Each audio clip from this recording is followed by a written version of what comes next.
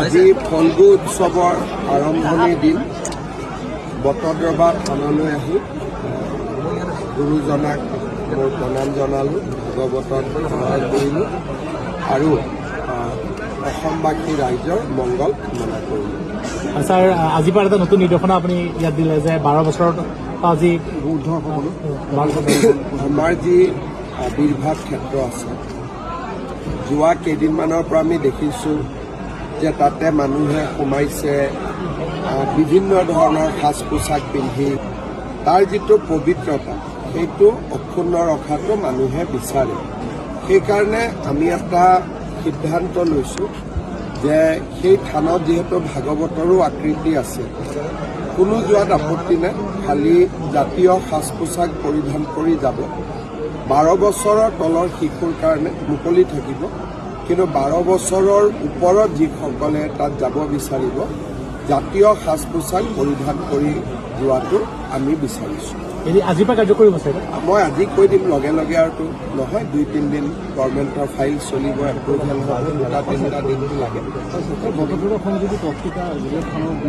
এতিয়াতো আৰু ইলেকশ্যনৰ 4-5 দিন ডিক্লেয়াৰ, আৰু গতিকে আৰু কেইটা দিন আছে ইলেকশ্যন, পৰৱৰ্তী সময়ত চাব গৈ থাকোঁ।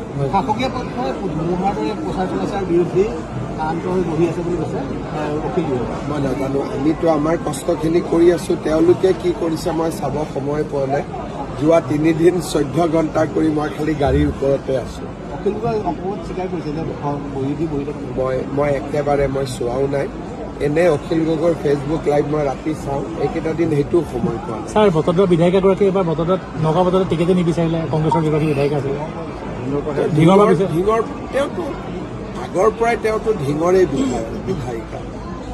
কংগ্ৰেছৰ যিখিনি চিটৰ কাৰণে তেওঁলোকৰ খোৱা কামোৰা হৈ আছে, সেইখিনি হ'ল বাংলাদেশী মূলৰ মুছলিম জনসংখ্যা থকা যিবিলাক চিট, সেইবিলাক চিটতহে তেওঁলোকৰ খোৱা কামোৰা চলি আছে।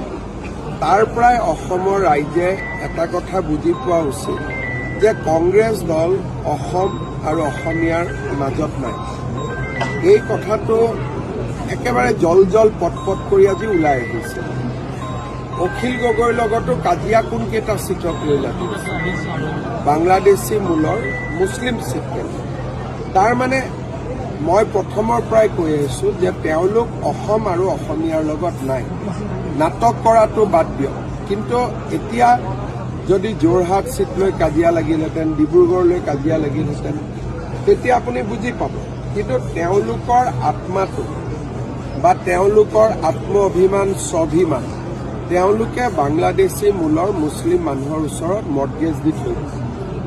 তাৰ পৰাই কংগ্ৰেছ চলিব আৰু তাৰ পৰাই কংগ্ৰেছৰ টিকট লাগিব, কাজিয়া হ'ব, মাৰপিট হ'ব, যি হ'ব তাতেই হ'ব।